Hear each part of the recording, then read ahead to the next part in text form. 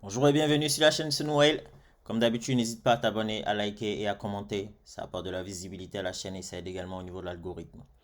Donc, comme je vous ai dit, j'ai pour objectif d'atteindre 1000 abonnés d'ici septembre. Là, actuellement, je suis à 987 abonnés pour atteindre cet objectif-là. Donc, n'hésitez vraiment pas à cliquer sur le bouton et à vous abonner.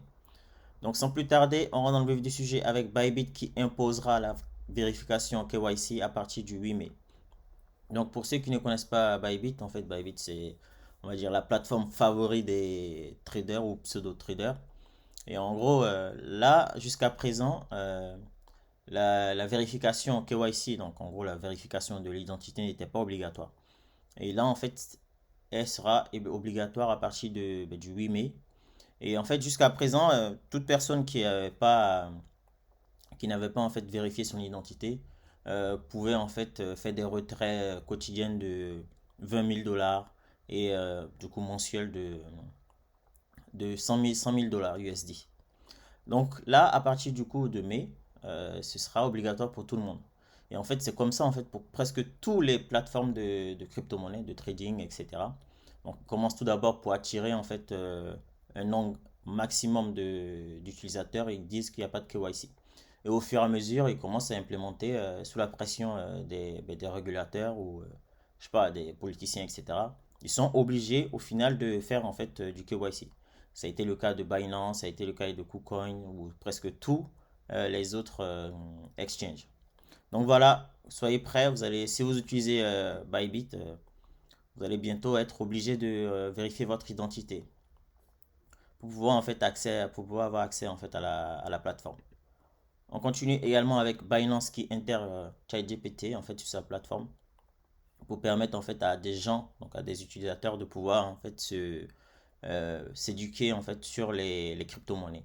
Donc en gros cette plateforme en fait qu'ils ont mis en place qui s'appelle en fait Binance Sensei et en fait elle va permettre du coup, aux utilisateurs de poser des questions, par exemple sur des crypto-monnaies, sur des projets crypto, et du coup apprendre avec la réponse en fait de ce ChatGPT version Binance. Donc en gros, je pense que là aussi, Binance aussi surfe un peu sur la vague de l'IA, donc de l'intelligence artificielle, et donc ça permet d'être, on va dire, à jour au niveau de développement, on va dire, de la tech et tout dans le monde entier. Et je pense que c'est une bonne chose.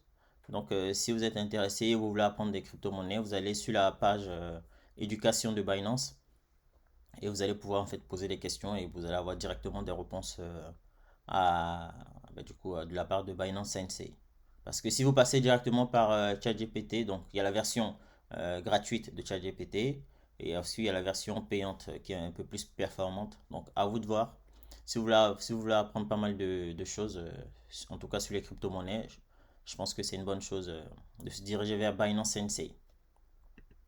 On continue également avec Gemini, donc les plateformes Gemini et Coinbase qui sont intéressées par l'achat en fait des, euh, des actifs détenus par donc la plateforme Celsius qui a désormais fait faillite. Donc en gros les enchères vont se tenir le 25 donc aujourd'hui à New York.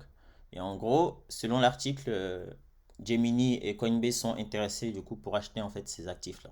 Donc pour ceux qui ne savent pas, Celsius Network a fait faillite l'année dernière. Donc ils sont en fait, on va dire l'un de, on va dire dommages collatéral de FTX, de Luna. Donc voilà. On continue également avec le tribunal sud-coréen qui a statué que le token Luna n'était pas en fait une valeur mobilière. Donc en gros, il y avait le ministère de la Justice qui avait qui, euh, qui a poursuivi en fait l'un des fondateurs de Luna qui s'appelle Young Shin.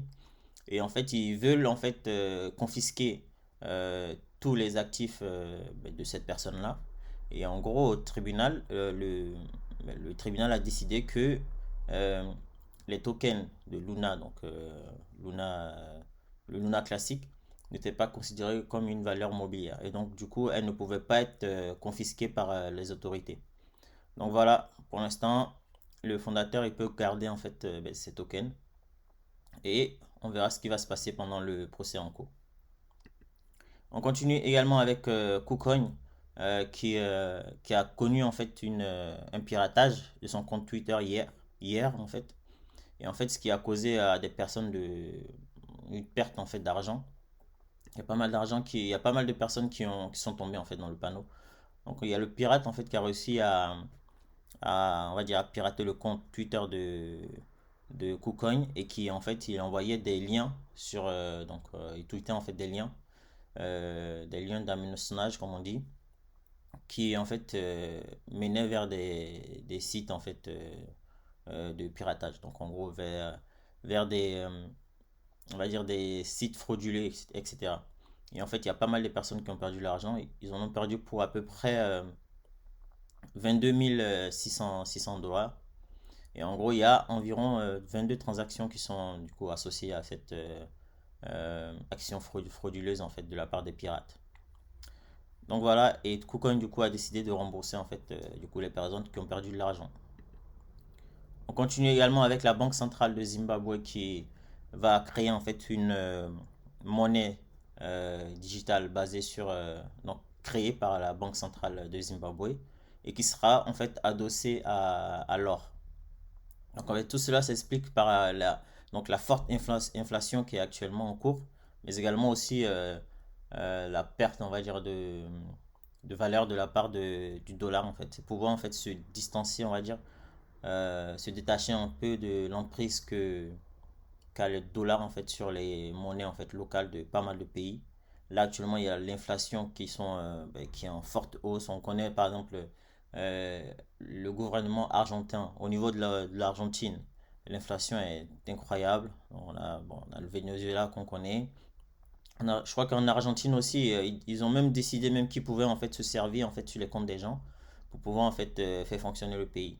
Donc là, ça devient de plus en plus difficile en fait pour pas mal déjà de pays, mais également pas mal de personnes. Donc là, c'est une bonne décision de la part du Zimbabwe d'adosser en fait sa monnaie d'état numérique à l'or. On verra comment ça va se déboucher, comment ça va avancer, comment ça va évoluer. Et on continue également avec la Russie qui du coup devient le deuxième pays du minage de Bitcoin, donc après les États-Unis. Donc au tout début, en fait, avant c'était principalement la Chine. Sauf que le gouvernement chinois a un peu fait un peu la chasse aux mineurs du Bitcoin. Donc du coup, ils ont quitté le pays et ils se sont un peu dispersés. Du coup, après, c'est les États-Unis qui ont pris la place. Et là, vu que les États-Unis sont un peu contre, on va dire, les crypto-monnaies et les projets crypto, du coup, tout le monde commence à avoir peur et commence à quitter en fait le pays. Et là, ça donne la place à d'autres pays, on va dire, d'émerger en gros, sur le minage du Bitcoin. Et là, c'est le cas de la Russie. Quand je vous avais expliqué que il y a environ une semaine que la Russie ils avaient sorti une loi qui permettait en fait aux autorités en fait de pouvoir faire des transactions à l'étranger avec les crypto-monnaies. Et donc en fait ils font des petits pas pour vers en fait les crypto-monnaies et le développement en fait de l'écosystème dans le pays. Je pense que bientôt ce sera totalement légal et autorisé en fait à tout le monde de pouvoir en fait faire des transactions avec les crypto-monnaies. Bon, ça reste à voir, on verra bien. Et pour terminer, du coup, l'autorité des marchés financiers qui essaie d'accélérer en fait, euh, on va dire l'entrée, l'enregistrement en fait des fournisseurs de services crypto dans le pays en fait. Parce que comme vous le savez, la semaine dernière, la réglementation MiCA a été adoptée et sauf que ça va mettre pas mal de temps à être mise en place. Et là, en fait, l'autorité des marchés financiers a décidé pour accélérer en fait les choses, prendre eux-mêmes en charge en fait certains dossiers et pouvoir accélérer en fait leur candidature et donner les licences et tout, etc. Donc voilà pour l'actualité de ce jour aujourd'hui. Donc si ça vous a plu, n'hésitez pas à liker, à commenter et à vous abonner. Et comme d'habitude, nous, on se quitte avec une petite vision sur les crypto-monnaies. Donc comme vous pouvez le voir, c'est assez rouge aujourd'hui. Et voilà. Donc on se retrouve très bientôt pour d'autres actualités crypto-monnaies. Ciao.